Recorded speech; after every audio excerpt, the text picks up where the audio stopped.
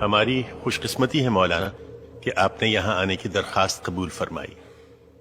آپ کی 12 کتابیں اس وقت بھی میری میز پر موجود ہیں اور میں نے ان سے اس کیس میں بہت رہنمائی لی ہے۔ یہ فرمائیے کہ شرعی نقطۂ نظر سے کیا ایک مسلمان لڑکی کا غیر مذہب میں نکاح جائز ہے؟ اہل کتاب میں جائز تو ہے، لیکن ایسا نہ ہو تو بہتر ہے۔ وضاحت فرمائیے گا۔ ناپسندیدہ ہے خدا کی نظر میں، لیکن ناپسندیدہ تو شراب پینا بھی ہے، جھوٹ بولنا بھی ہے۔ ہم شرابیوں کو یا جھوٹوں کو اسلام سے خارج تو نہیں کر دیتے۔ اس بچی کے بیان کی جو نقل آپ نے مجھے عنایت کی تھی، میں نے اسے بہت غور سے پڑھا ہے۔ اس کیس میں تو جائز ناجائز کا سوال ہی پیدا نہیں ہوتا، کیونکہ یہ لڑکی تو مسلمان ہی نہیں ہے۔ کیا فرما رہے ہیں مولانا آپ؟ اس کے باپ کا نام حسین شاہ ہے، سید ہیں۔ بس کیا صرف نام مسلمانوں والا ہونا کافی ہے؟ عیسائیوں کے ملک میں پیدا ہوئی، عیسائی عورتوں نے اس کی تربیت کی، نام عیسائیوں والا رکھا گیا۔ باپ نے بغیر شادی کے اسے مائیں لا لا کے دی، اور آپ اس پر یہ الزام لگا رہے ہیں کہ یہ غیر اسلامی کام کر رہی ہے۔ سبحان اللہ! یہ تو ویسا ہوا کہ کسی کے ڈاکٹر بننے سے پہلے آپ اس پر اعتراض کریں کہ اسے آپریشن کرنا نہیں آتا۔ تو آپ کے خیال میں قصوروار کون ہے؟ ایک ہیں اس بچی کے والد صاحب، اور دوسرے ہیں ایک محترم مولانا صاحب، جنہوں نے اسلام کی ایک نہایت غلط تصویر دکھا کے اس بچے کو جذباتی کیا اور اسے ثواب کا لالچ دے کے اس سے گناہ کروایا۔ گویا آپ یہ کہہ رہے ہیں کہ ایک باپ اپنی بیٹی کی شادی اپنی مرضی سے نہیں کر سکتا؟ صرف اپنی مرضی سے ہرگز نہیں۔ اور اسلام ایک لڑکی کو اپنی مرضی سے شادی کرنے کی اجازت دیتا ہے؟ اجازت؟ حق ہے اس کا، پیدائشی حق۔ حدیث کی کتاب کھول کے دیکھیے، ناسائی والیوم 2 چیپٹر کتاب النکاح ورق نمبر 403۔ نبی کریم صلی اللہ علیہ وسلم کے پاس ایک عورت آئی، کہنے لگی یا رسول اللہ، میرے والد نے مجھ سے پوچھے بغیر میری شادی کرا دی تھی، مجھے اپنا خاوند پسند نہیں ہے، میں کیا کروں؟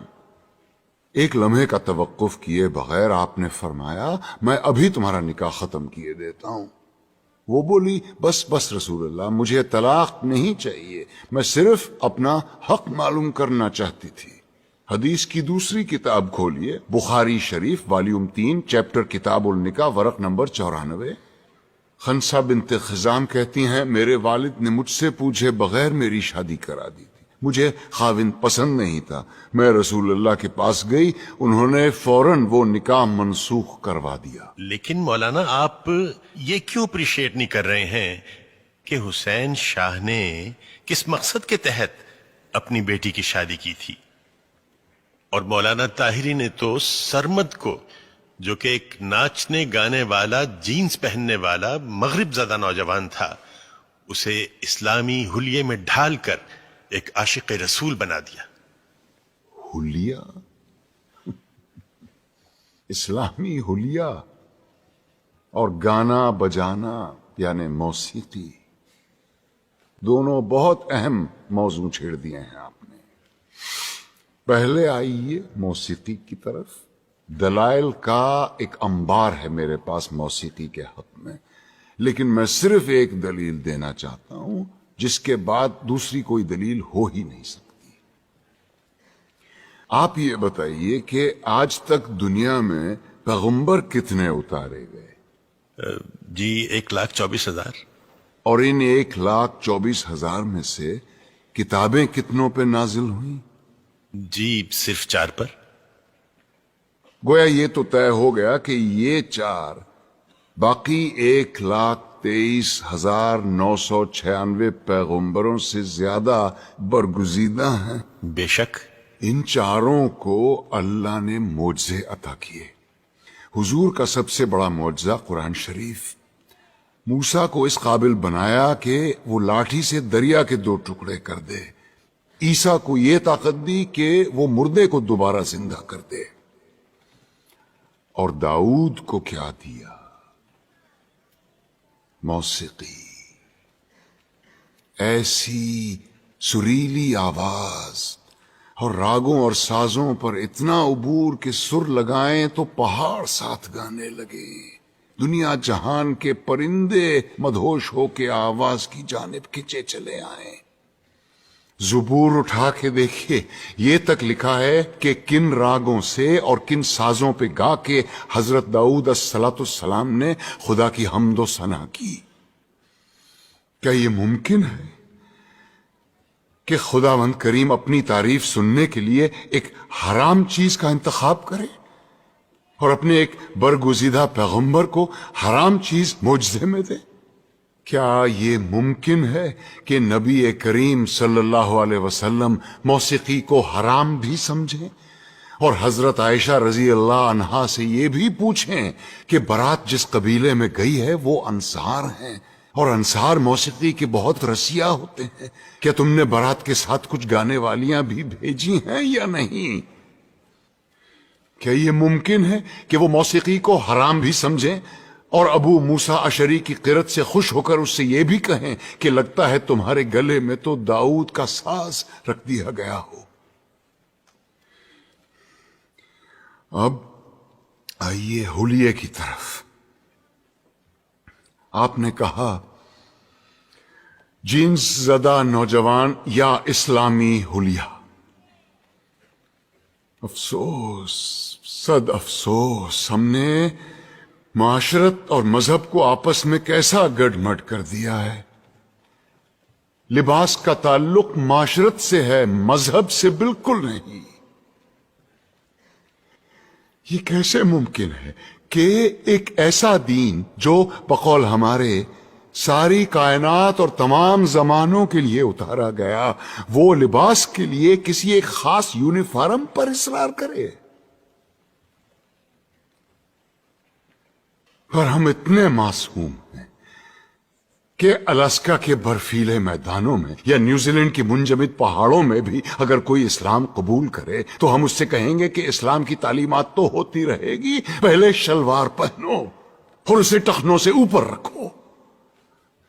اور یہی رویہ ہمارا داڑھی کے سلسلے میں بھی ہے. لیکن داڑھی تو مولانا آپ نے بھی اتنی لمبی رکھی ہوئی ہے. الحمدللہ، مگر اپنی مرضی سے رکھی ہے. دین نے فرض نہیں کی مجھ پہ. دین میں داڑھی ہے، داڑھی میں دین نہیں. سنت موقدہ ہے، رسول اللہ کی تھی. جو عاشق رسول ہے وہی داڑھی رکھتے ہیں. بالکل درست فرمایا آپ نے، لیکن داڑھی عشق کا آغاز نہیں، انتہا ہے بیٹے. عشق جب انتہا کو چھوتا ہے تو عاشق کا جی چاہتا ہے کہ وہ بھی دکھنے میں اپنے محبوب جیسا بن جائے. کیا خوب کہا ہے کسی پنجابی صوفی شاعر نے، سیونی مینو رانجھا آکھو ہیر نہ آکھو کوئی. کہیں ہم غلطی تو نہیں کر رہے ہیں کہ عاشق کا پہلا قدم عشق کی آخری سیڑھی پہ رکھوا رہے ہیں؟ کیا وجہ ہے بیٹے کہ اتنے لمبی لمبی داڑھیوں والے 3-3 4-4 حج کیے ہوئے حاجی صاحبان اسمگلنگ کرتے یا جھوٹ بولتے عام نظر آتے ہیں؟ وجہ یہ ہے کہ مجھ جیسے ناسمجھ عالم سارا زور داڑھی رکھنے اور شلوار پہننے پر ہی دیتے ہیں. کہیں ہم غلطی سے عاشق رسول کے بجائے عاشق ابو جہل تو نہیں پیدا کر رہے ہیں؟ کیونکہ داڑھی تو ابو جہل کے بھی تھی، لباس بھی وہی تھا جو رسول اللہ زیب تن فرماتے تھے. ترتیب الٹی ہے بیٹے. پہلے ظاہر نہیں، پہلے باطن کو ٹھیک کرو. اندر آگ لگاؤ، باہر خود بخود آئے گی. ورنہ یہی ہوگا کہ لوگ حرام کی کمائی جیب میں ڈالے حلال گوشت کی دکان ڈھونڈتے پھر رہے ہوں گے۔ اسلام یا میوزک اور اسلام یا پتلون میں سے یا نکال دو۔ یہ مت بھولو کہ اس ملک میں اسلام کی سب سے زیادہ خدمت دو ایسے آدمیوں نے کی ہے جن کے داڑھی بھی نہیں تھی اور جو کوٹ پتلون پہنا کرتے تھے، محمد علی جناح اور علامہ اقبال۔ آج تم بڑے فخر کے ساتھ ان دونوں کے نام کے ساتھ رحمت اللہ علیہ لکھتے ہو۔